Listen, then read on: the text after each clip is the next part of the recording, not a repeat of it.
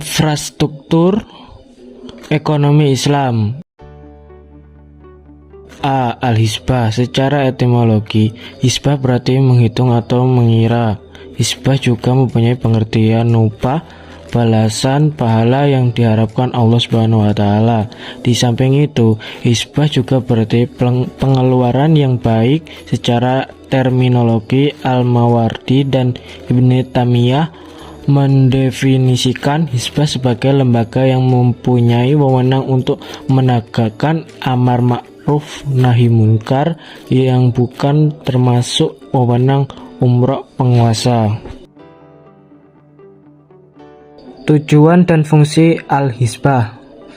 Tujuan utama hisbah menjaga agama Allah dengan memastikan bahwa agama Allah dijalankan oleh masyarakat dan dengan menjaga agar tidak diselewengkan agama Allah tersebut.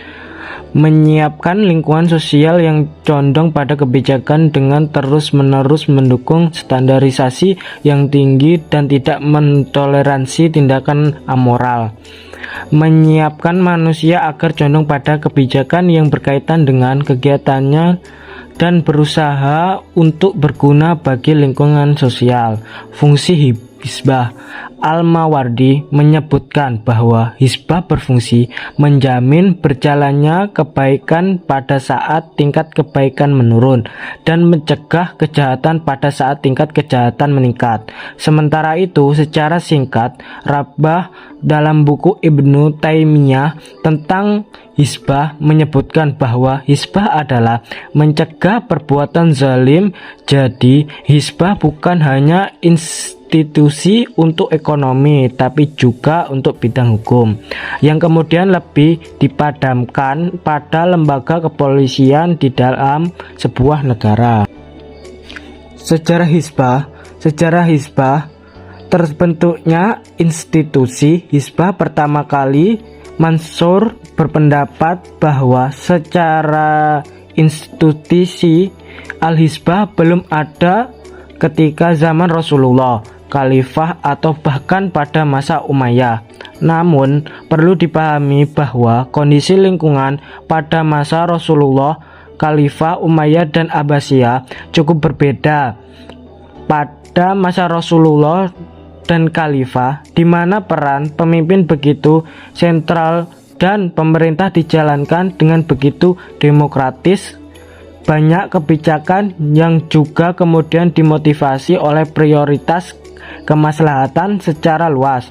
Sementara pemerintah Umayyah Abbasiyah memiliki karakteristik kekerasan yang lebih menonjol akibat corak pemerintahan kerajaan dinasti yang mereka miliki, di mana terdapat banyak pengkhianatan akibat iri dan ketidakpuasan serta musuh yang tidak suka berada dalam kebijakan yang dikeluarkan pada masa pemerintahan mereka bermotif mempertahankan atau memperkokoh kekuasaan. B. Bait al-mal. Baitul mal berasal dari bahasa Arab, bait yang berarti rumah dan mal yang berarti harta. Baitul mal berarti rumah untuk mengumpulkan atau menyimpan harta. Baitul mal suatu lembaga atau pihak yang mempunyai tugas khusus mengenai segala harta umatnya, baik berupa pendapatan maupun pengeluaran negara. 5 fungsi bait al-mal. Yang pertama, perluasan dakwah agama Islam. Yang kedua, memfasilitasi perkembangan ilmu pengetahuan. Yang ketiga, pemberian beasiswa. Yang keempat, peluasan utang golongan tertentu. Dan yang terakhir, pemberian layanan kesejahteraan masyarakat. Awal mula bait al-mal. Awal mula didirikan Baitul Mal oleh Rasul kala itu disebabkan oleh kemenangan pasukan muslim dalam perang Badar. Ghaimah atau harta rampasan perang yang diperoleh memiliki permasalahan terkait porsi pembagian kepada pihak-pihak yang berpihak. Oleh sebab itu, turunlah surat Al-Mal, surat Al-Anfal yang menjelaskan dengan detail porsi pembagian harta tersebut, yakni setengah bagian untuk umat, sedangkan sisanya untuk pasukan yang ikut berperang. Jadi Baitul Mal adalah pihak yang berpihak atas bagian setengah harta tersebut, alih-alih sebagai tempat penyimpanan harta di kala itu. C. KJKS. Koperasi Jasa Keuangan Syariah adalah lembaga keuangan mikro di Indonesia.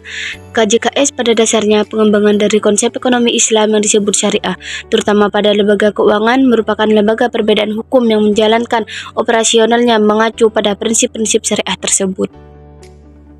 Sejarah KJKS, Koperasi Syariah atau berbasis Islam di Indonesia, telah ada sejak awal didirinya Serikat Dagang Islam atau SDI di Solo, Jawa Tengah pada 1906. Saat itu koperasi dengan memegang prinsip-prinsip Islam sudah mulai diperkenankan.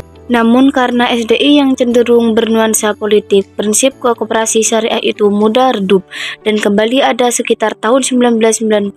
Koperasi berbasis syariah pertama yang berdiri saat itu adalah BMT, Bina Insan Kamil pada 1992 di Jakarta. Prinsip KJKS. KJKS pada umumnya memegang teguh prinsip keimanan dan ketakwaan kepada Allah Subhanahu wa Ta'ala.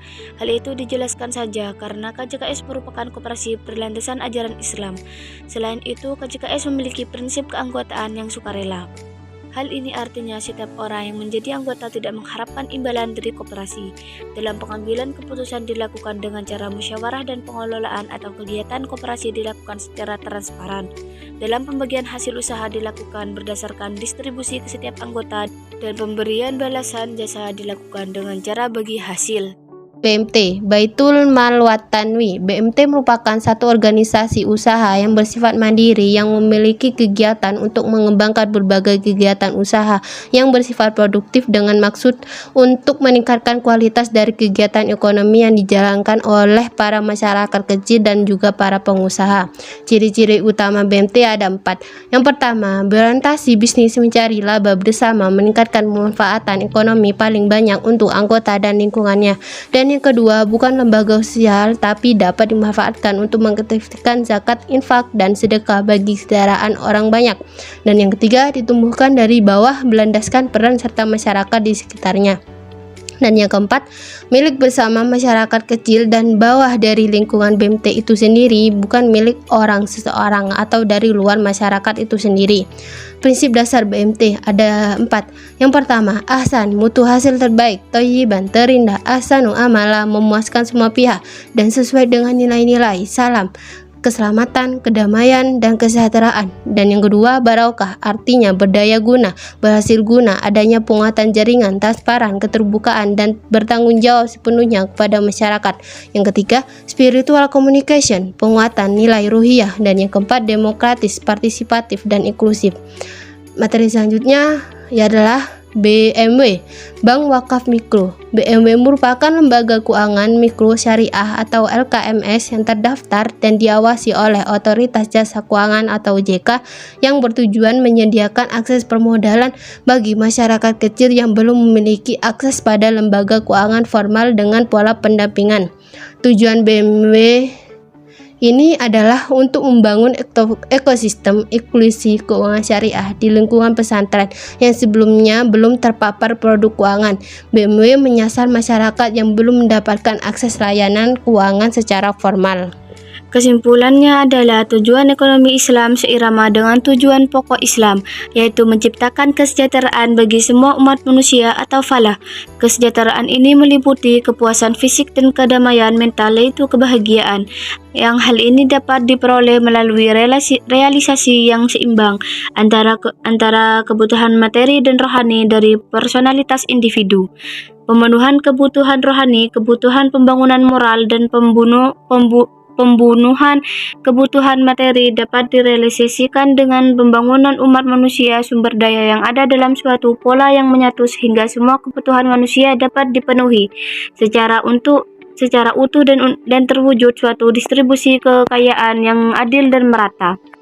Maka pembangunan infrastruktur yang menjadi bagian penting juga tidak luput dari tujuan ekonomi akan mudah tercapai. Selain itu, aspek sosial juga terkena dampak sehingga secara tidak langsung juga akan meningkatkan sisi sosial masyarakat suatu negara tersebut. Tentu tidak kalah pentingnya adalah bahwa pembangunan infrastruktur tersebut hendaknya untuk kepentingan seluruh elemen masyarakat, bukan atas dasar kepentingan individu tertentu.